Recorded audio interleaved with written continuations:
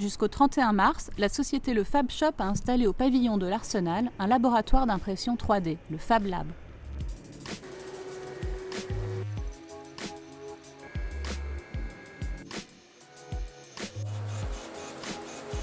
À cette occasion, l'équipe du Fab Shop accueille le grand public et les professionnels pour des démonstrations.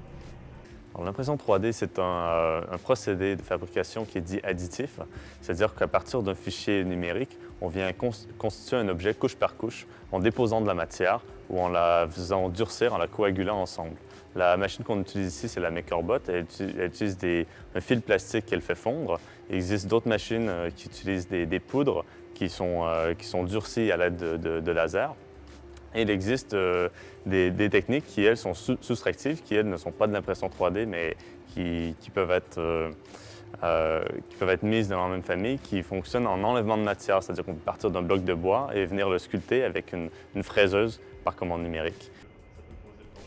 Autre technologie à découvrir, le scanner 3D qui permet de modéliser instantanément un objet ou même un visage pour ensuite l'imprimer.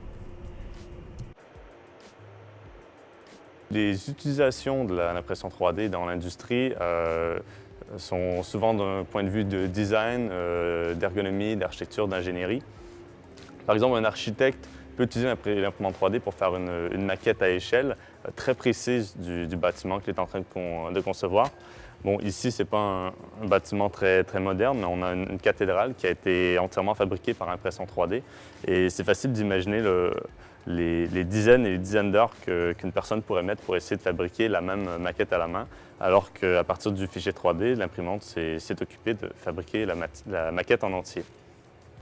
Nous, on fait des maquettes tous les jours, des maquettes en carton, mais là, c'était directement la possibilité de faire nos essais qui sont en informatique directement auprès d'une machine et de montrer ça à nos clients. Ça, c'est pour ça. Donc, on est professionnel, on est architecte, et cet outil va nous donner une possibilité de faire différentes mises en maquette de nos solutions en 3D, ne pas rester que sur l'informatique, avoir la vraie matière devant nous. Voilà. Démonstration de réalisation d'un logo en 3 dimensions.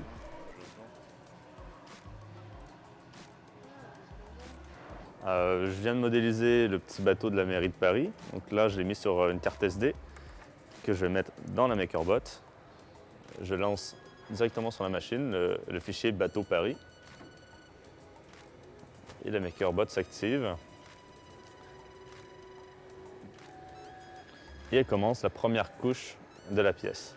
Donc en ce moment, c'est une bobine de fil thermoplastique qui se déroule, qui est tirée à travers l'extrudeur. Donc l'imprimante dépose des fines couches de plastique fondu, donc les couches qui font 0,2 mm, et elle les superpose. Donc là, on va faire la première couche et la seconde couche va venir être déposée par-dessus cette première couche.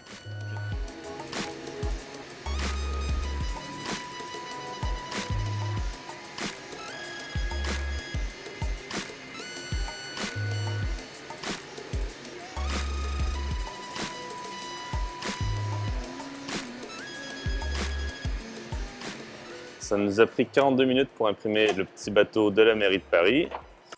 Et voilà. Et j'ai le bateau de la mairie de Paris. Ça va se démocratiser quand on voit le prix d'un outil de cette machine. On me dit que ça vaut 2000 et quelques euros.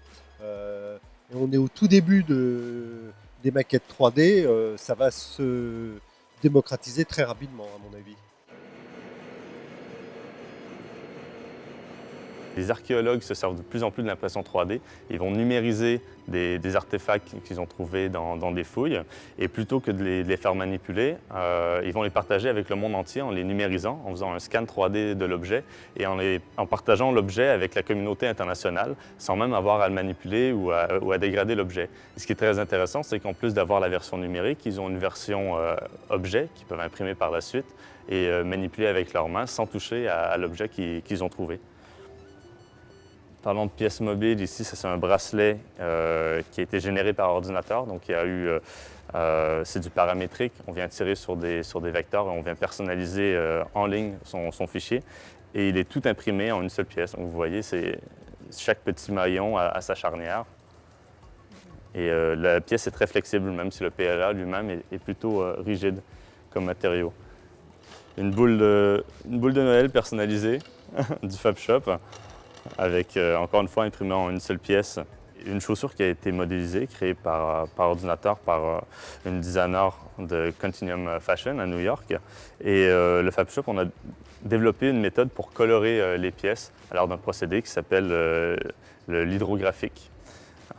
Cette chaussure, on pourrait imaginer qu'elle soit fonctionnelle. Par exemple, si on utilisait un plastique qui, lui, est flexible, comme celle-ci, on pourrait obtenir directement hors de l'imprimante 3D une chaussure sur mesure tout à fait fonctionnelle. Je pense que ça donne une certaine liberté aux gens de pouvoir fabriquer ce dont ils ont réellement besoin en les personnalisant et Après, oui, c'est soit encore à une petite échelle, mais peut-être qu'un jour on aura des imprimantes 3D pour les bâtiments et ce sera encore plus intéressant à ce moment-là.